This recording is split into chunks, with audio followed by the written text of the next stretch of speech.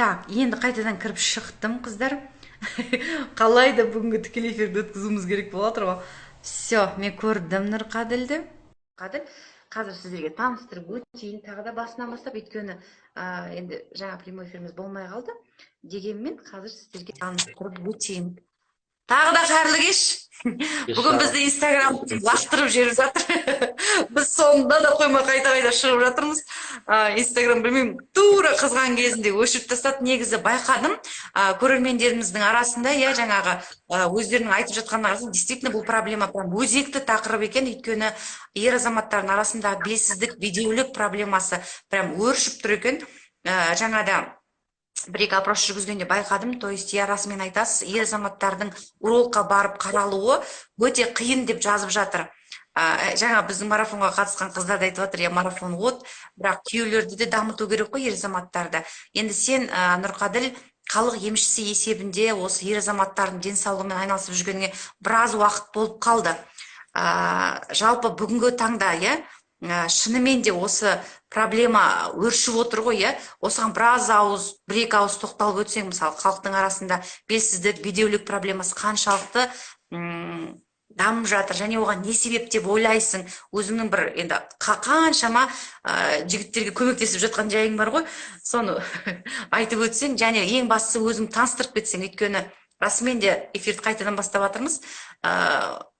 Мысалы, жаңадан қосылған оқырмандар білмей қалуы мүмкін, жалпы бұл кім деген сияқты, қанша жыл болды айналысып жатқаныңа, немен айналысасың деген сияқты. Кеш жарық, саламатсыздар ма? Мен есімім Нұрқаділ, оңтүстік Қазақстан Қазығұрт ауданынан боламын. Мен осы народное лечениемен айналысамыз, жалпы отбасымызбен, жаңа бұрыннан. Мен жалпы енді өзіме жеке шығып айналысып жатқаныма бір 2019 3 жыл кетіп жатыр екен. 3 жыл асып жатыр ма?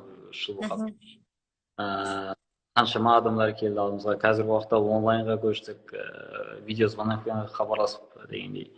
Сол уақытта үйлердің мәселесімен айналысам, в основном жаңағы белсіздік, бедеулік болсын, кейде көп болмаса әйелдер кісі келеді, жаңағы бүйрегіндегі мәселелер, бала көтерту мәселесі бойынша келетіндер бар. Сондай в основном урологический жақтармен, ер адамдармен жұмыс жасаймын. В общем, урология, андрология саласында 2019-дан бері жүр екенсің ғой, онда 3 жылдың төңірегі болып қалған екен. Енді Нұрқаділ жаңа кіріп жатсам жазып жатыр, алтын қоңыз дегенде тағы да бір түсіндіріп өтші, алтын қоңыз дегенде қаяқта өседі. Енді мен ғой өткеннен білем, бірақ дегенмен көрермендер біле кетсін. Алтын қоңыз деген қазір көрсеткен.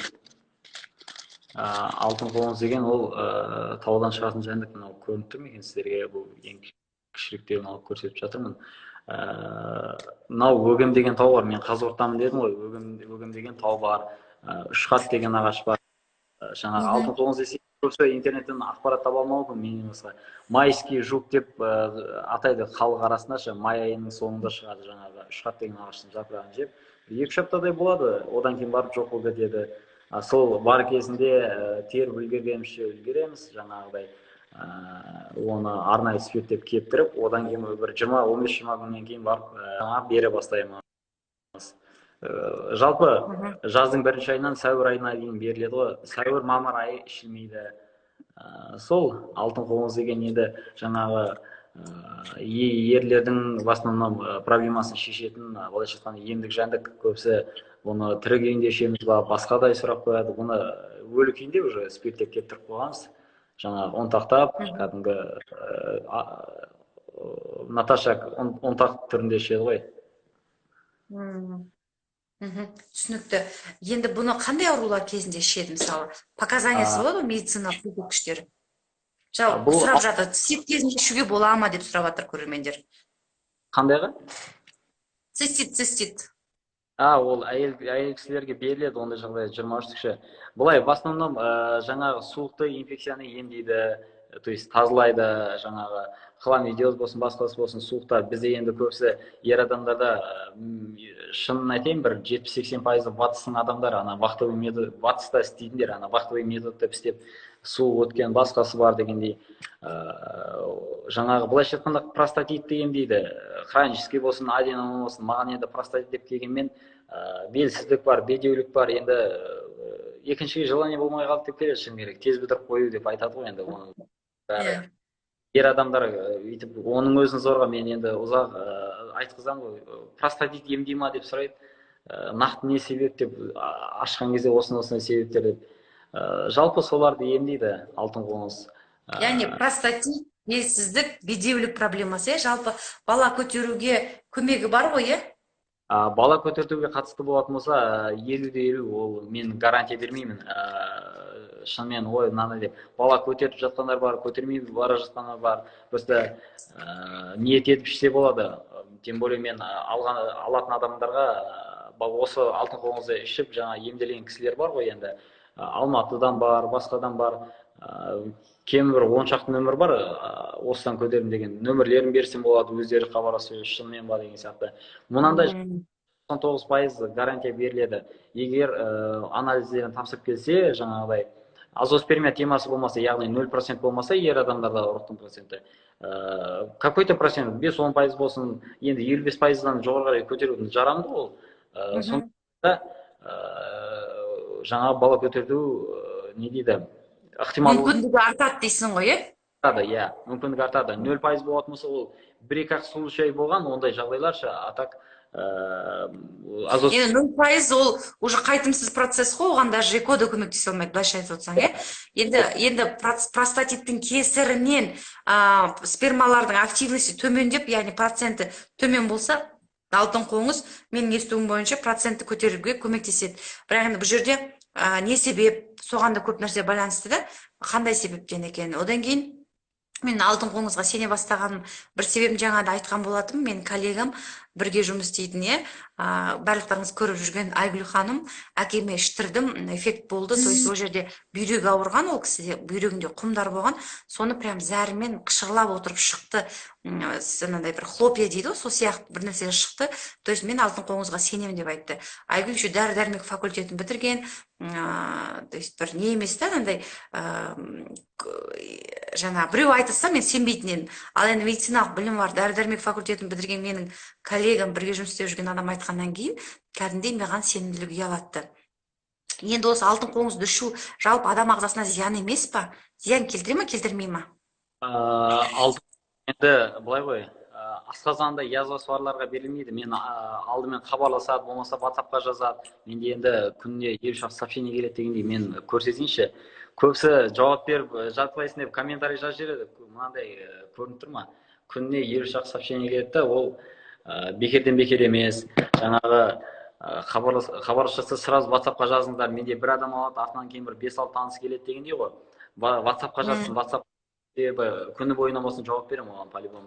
Жаңағы айтамын оларға алдын ала хабарласса да, WhatsApp-қа жазса да, асқазаныңызда язва болмау керек. Главный осы ер адамдарда да. Ал әйел адамдар жаңағы цистит деп жатыр, бүйрек дейді, я болмаса воспаление жалпы бала көтертуге болсын алып жатса, бала емізетін, бала көтерген, я болмаса асқазанда язва болмау керек. Язва жалпы айттым ғой жаңағы, бұның еріткіш қасиеті бар, жаңағы суықты инфекцияны жаңағы ерітіп түсіреді ғой. Асқазанда язва болатын болса, жараның бетін ашып жіберуі мүмкін. Сол үшін жаңағы берілмейді язвасы барларға. Былайынша немеге қарамайды. Мысалы, яғни асқазанда жарасы барларға, жүкті 2 қабат әйелдерге, бала емізетіндерге ішуге болмайды. Қалған жағдайларда ер адамдардан 18 жасқа дейінгі берілмейді, 60 жастан асқан кісілерге сатылмайды, солысы бар. Бұлайынша басқа жағдайлардың бәрінде іше береді. Мысалы, сахар, анау-мынау болған, именно алтын қоңызға қатысы жоқ. Болмаса, не дейді, асқазанда қыжыл бар, гастрит бар дейді, ол гастрит ол бастапқы неме болған соң ол әсер етпейді. Именно жара болмаса ол язва. Бетеді, вакцинадан кейін тез бітіретін болыппын дейді, көмектесе ма дейді, қайтадан қалпына келтіруге. Осы вакцинаға қатысты, ол менде бірінші жағдай емес, маған осы үшінші адам ба, осы менде өзіме 2 адам жазды, мен ойланып қалдым, мен опрос жүргізем ғой. Сол кезде тағамдарда мен WhatsApp-та бір кемі 900-800 адам қарайды, меніңше 5,5-нан астам контакт бар ғой деймін. сақталғаны. Сол опрос жүргізгенде бір адам жазды да, вакцинадан осындай болып қалдым, что-то енді опрос жүргізсем тағы да біреу айтып тұр.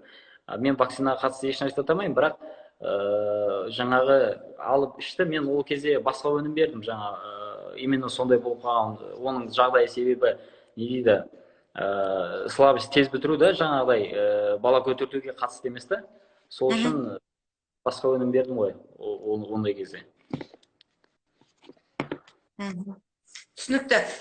Енді мынандай сұрақ, жалпы осы бір-екі жылдан бері танимыз сені. Алтын қоңызбен айналысасың, сосын немен айналысасың? Тағы да бір өнімдерің бар ма? Өйткені халық емшісі деген. Жоқ, былай ғой, басқалай шөптер бар, жаңағы алтын тамырмен, енді жаңағы өкпедегі тұмауға қарсы күш қуат беретін шөптер бар, алтын тамырдың ше. Болмаса жаңа вакцинаға қатысты айтты ғой, тұрмай қалды. Былайша айтқанда слабость тез бітіретін болды деп айтып жатқан кісілер бар ғой. Мынау простатит балы деп шығардық. Бұл простатит балы 300 грамм шамасы да, бір адамға норма. Осыны ішсе болады. Жаңағы бұл енді чисто жаңағы еркек қылатын балға, былайша айтқанда. Маған енді көбісі алтын қоңыз алып жатқан кезде менікі шынымды айтайын, суық анау демейін, менікі только осы проблема, осыны саған қайтып келмейтіндей болайын, артынан адамдар келетіндей болсын деп сұрайды ғой. Именно осыны беремін.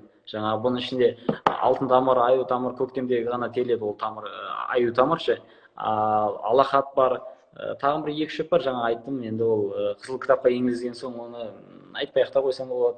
Жалпы емдік қасиеті бар табиғи шөптердің. Жаңа біз енді бұны 8 сағат қайнатып жасаймыз. Шыны керек, оны еңбегі бар, бұны араласуы бар дегендей. Содан кейін барып құйып.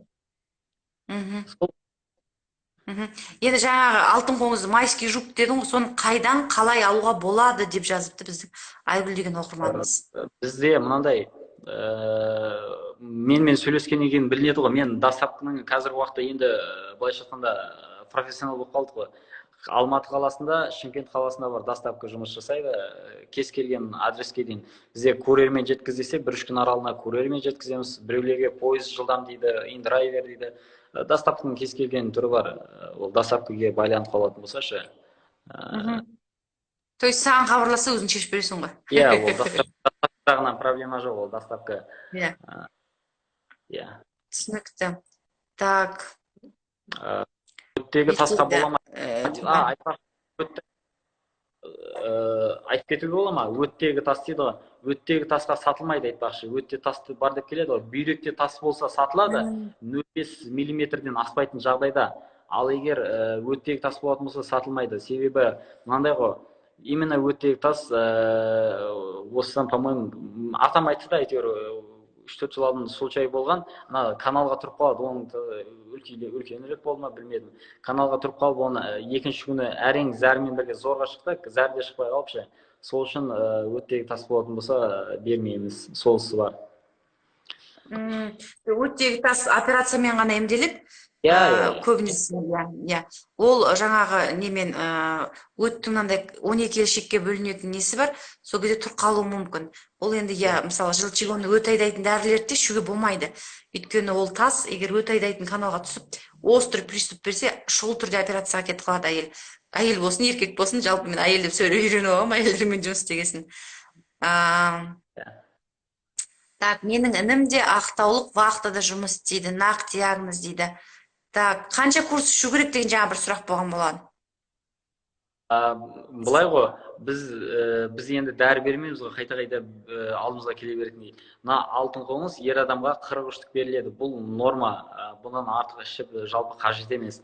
Мынау бал да сондай, бұл енді бір неме дейді өзі.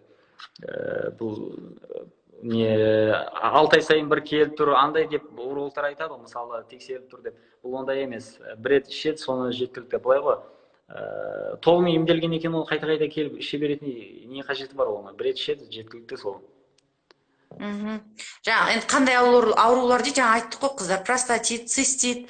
То есть бірінші хабарласыңыздар, жаңа тас болған кезде бүйректе қайталап айтты 5 миллиметрден, да? 5 миллиметрден бе? Содан аспайтын. Егер үлкен тас болатын болса, ол уже қыздар ана мочеточник деген бар, зәрді жинайтын, мысалы бүйректе зәр түзіледі, сосын бүйтіп қуық қағып, қуыққа зәр жиналады, сосын қуығың болғанда барып былайша айтқанда сийтпелейсің. Енді қараңдар, мына екі бүйректен бүйтіп канал бар ғой, сідікті жинайтұғын, зәрді жинайтұғын. Сол жерге если үлкен тас болса, тұрып қалса, ол острый приступ береді, ол болмайды. Сондықтан майда тастарда действительно көмектеседі. Жаңа құм деген кезде көптеріңізге айтады ғой, песок в почках, микролиты в почках деп айтып жатады. Сол кезде действительно бұның көмектесетін, жаңа мен дәрігердің аузынан естідім да, то есть әкесіне алып берген, бүйрегіндегі тасты, ой, то есть құмдардың бәрін шығарды дейді, хлопья болып шықты дейді. Нөмірін беріңізші осы жігіттің дейді. Ал жазып қояйық онда. Нұрқаділ, айтып жүрші нөміріңді. Номер айтып тұрайын или жазып берейін? Номер айта ғой. 700 қанша? 707 Иә. 257 Так. 14-19. Бәлкім жазып үлгерген шығар, болмаса қазір мына жерге жазып қойса болады. Так, сен прикрепить ете алмайсың деме? Сіз закрепить ете аласыз, по-моему. Мен соны ете алмай жатырмын. Айфонда ғана бар ғой деймін сол функция, иә? Білмедім. Былай ғой, бұл нөмірге қатыстышы, білмеймін, сіз көпсі мынандай да, өткенде бір адамдар хабарласты, ол апта сайын кемі біреу екеу болды, мен кейін видео шығардым ютубқа шы, инстаграмға да шығардым. Менің атымнан мен конкретно звонокты басып алдым, записіші. Иә, мен Нұрқаділмін деп ақшасын аудартып алып, жоқ болып кеткен адамдар бар екен да. Мен сол үшін бір ғана номер ұстаймын, осы 14-19 деген. Каспий Голдтан да Нұрқаділ деп шығады, басқа жақтан да Нұрқаділ. Басқа нөмірім жоқ та, анау білмеймін, қақтан алған, бір рекламадан алды ма, білмеймін. То есть қыздар, жігіттер, алаяқтар қазір көп қой, действительно, менің де атымды жамылып, курстарымды сататын адамдар бар.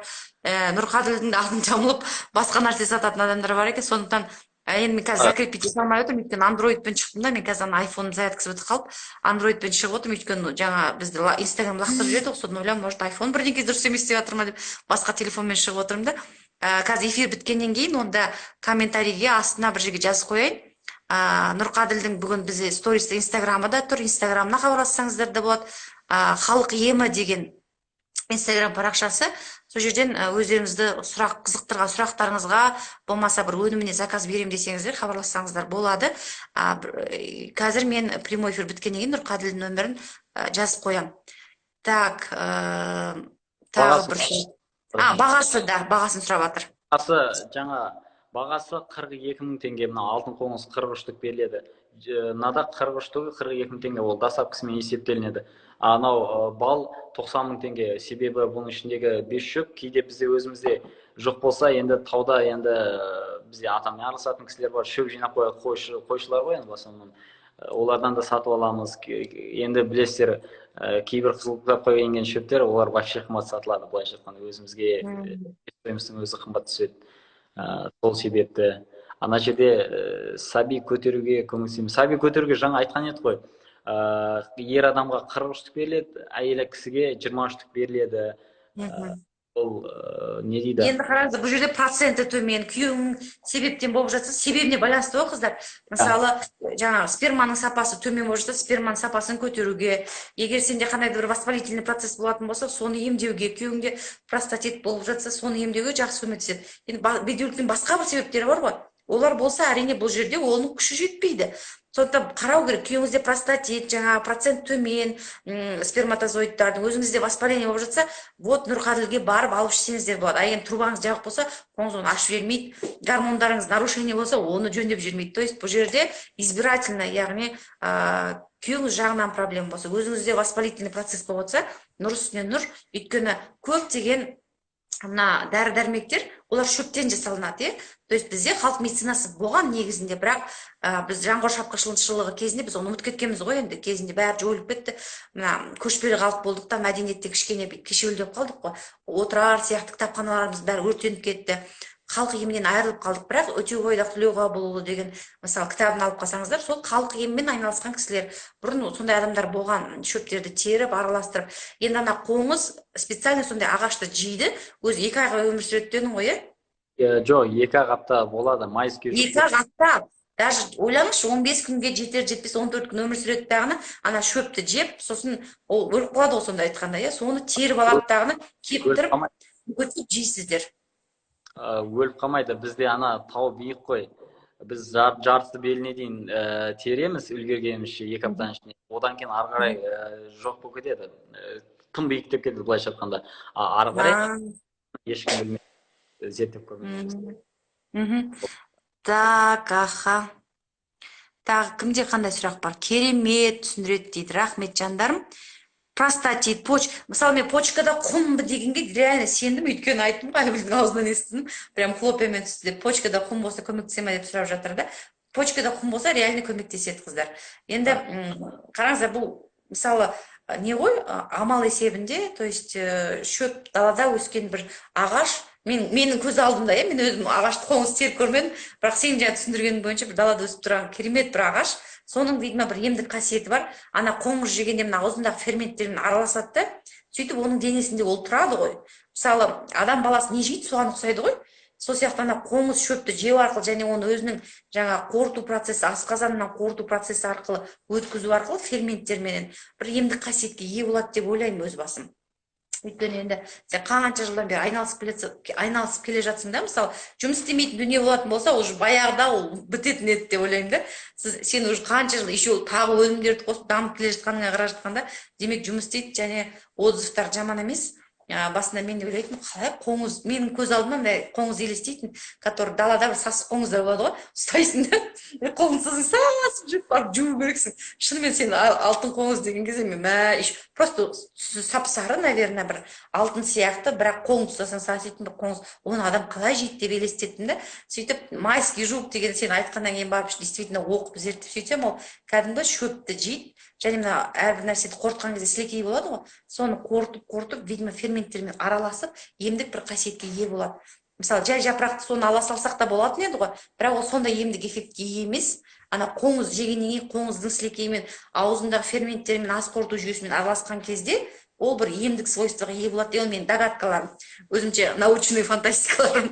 Енді тағы да бізге не кеңес бересіз? Бұны ішкен кезде жаңағы қарсы көрсеткіштер асқазан, жүкті әйел, асқазан ішек жолында ойық жарасы бар, жүкті әйелдерге ішуге болмайды, бала емізетін әйелдерге ішуге болмайды, 18-ге толмағандарға ішуге болмайды, және 60-тан асып кеткендерге ішуге болмайды, иә?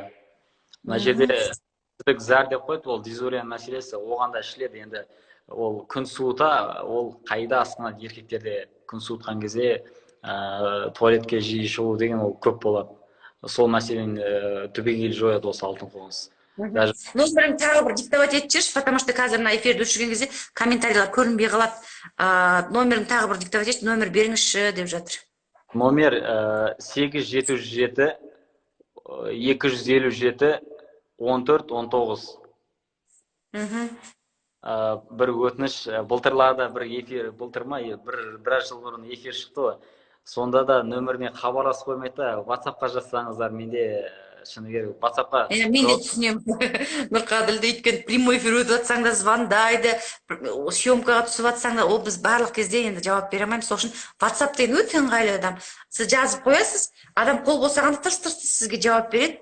Енді өте ыңғайлы, өйткені сен мысалы ұйықтап жатуың мүмкін, дәл сол кезде мысалы шаршап түнімен съемкада жүресің де күндізге ұйықтап жатасың, и саған тыр звондайды, и прямо телефонда басқа жеріңге кетеді.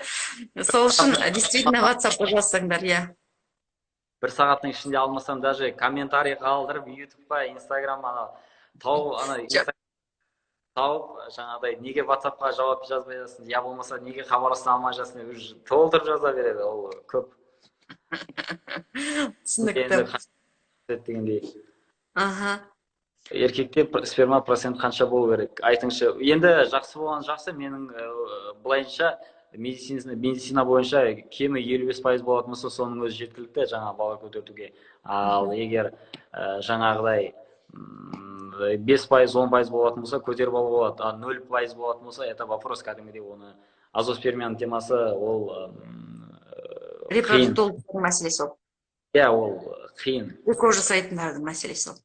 Ол жерде қыздар только экоға, мысалы 0% болса, сіз донордың ұрығын алып эко жасатуға ғана бара аласыздар. Басқа амал жоқ. или басқа еркектің ұрығымен инсеминация, яғни әйелдің қынабының ішіне кіргізіп береді, то есть жатырының ішіне ары қарай ол ұрықтар, яғни әйел еркекпен жатпайды, тек ұрығын кіргізіп береді, болмаса эко жасатады. Басқа енді өкінішке орай амал жоқ, 0% болса. Ал енді жаңағы Нұрқаділдің өзі айтқандай 10%, 15% болса, оны ақырын көтеруге болады. Енді мынандай мәселе ғой, жаңа қанша пайызбен бала көтеруге болады. ВОЗ бойынша, дүниежүзілік денсаулық сақтау ұйымының ұйғарымы бойынша, ер адамның проценті 25%-дан жоғары болса, ұрықтандыру қабілеті бар деген сөз. Бірақ бұл жерде сперматозоидтардың сапасы тағы өте маңызды нәрсе. Енді кейбір лабораториялардікін қарасақ 32% деп жатады. Әрине, дүниеге дені сау бала әкелу үшін, жаңа Нұрқаділ айтқанда, неғұрлым жақсы болса, соғұрлым жақсы. Мысалы, жасы 18-25-тің аралығында ер адамдарда хотя бы 85%-дан артық болу керек. Егер сізде қазір сіз мысалы 25-тесіз, бірақ сізде 50% болса, сіз өте қатты ойлану керексіз. Ертең сіз 40-қа келген кезде сізде не болады? Ол неге 50%-ға түсіп кетті мысалы да қазір? Может быть, сізде простатит бар ма? Может быть, сізде варикоцелия бар ма? Не проблема болып жатыр? Соны анықтап емделу керек. Денсаулық деген бір немқұрайлы дүние емес қой. Бізде именно мысалы тіс ауырса жанына батады ғой, барады, құлағы ауырса жанына батады, барады, көзі көрмей қалса жүре алмай қалады. А почему-то жыныстық қатынасқа түсу жағынан, бала көтеру жағынан проблема болып жатса, ер адамдар оған онша немқұрайлы қарайды. Бұл жерде әйелдің хақысы бар, еркек адам әйелдің хақысын беру керек. Маған марафонға қатысқан қыздар айтады, өте көп реніштерін айтады, күйеулеріне айта алмаған сырларын айтады. Сондықтан мен сіздерге с уверенностью айта аламын, әйелдеріңіздің хақысын беріңіздер, әйеліңіздерді қанағаттандырыңыздар. То есть өз денсаулықтарыңызды дұрыстаңыздар деп айтқым келеді. Нұрқаділ, тағы қосатының болса айтайық, осымен тікелей эфирді аяқтайық, өйткені қазір инстаграмға сенім жоқ. Хорошо. Қай қалада деген сұрақ қойды. Мен өзім Шымкенттемін, то есть Шымкентте тұрамын. Ал егер алып кететін болсаңыздар, Шымкент, Алматы қаласынан 2 филиал есебіне бар. Алып кетсеңіздер болады. Ал басқа қалалардың барлығына доставкамен жеткізіледі. Жаңа айттым ғой. Курьер бар, почта бар, пойыз бар, кез келгенмен сіздерге қалай ыңғайлы солай салынады. Сол, егерде жаңағыдай номерді соңында қайталап айтып кетейін, болмаса жаңағы комментарийда жазып қойсаңыз болады, чтобы адамдар шатаспас үшін. Жақсы.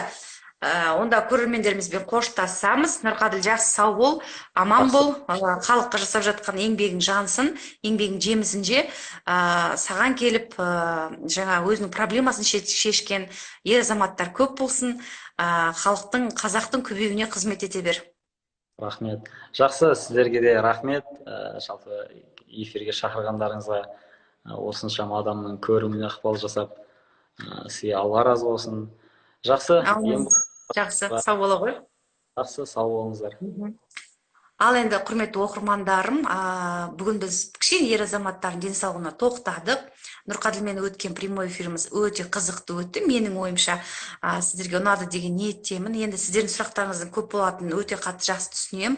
Жаңа Нұрқаділ өзінің телефонын айтты, қазір мен эфирді сақтап үлгерейін, өйткені жаңа өшіріп тастады инстаграмымызды. Сондықтан алтындарым, барлықтарыңызға бүгінше мен қоштасамын. Қазір бізде жабық парақшада марафонымыз өтіп жатыр. Қыздармен сол жақта біз күшті марафондар өткізіп жатырмыз. Оның отзывтарында болашақта салып отыратын болам. Енді барлықтарыңызға сәттілік тілеймін, алтындарым. Жақсы жатып жайлы тұрыңыздар. Өмірде бақытты, дені сау ғұмыр кешіңіздер дегім келеді.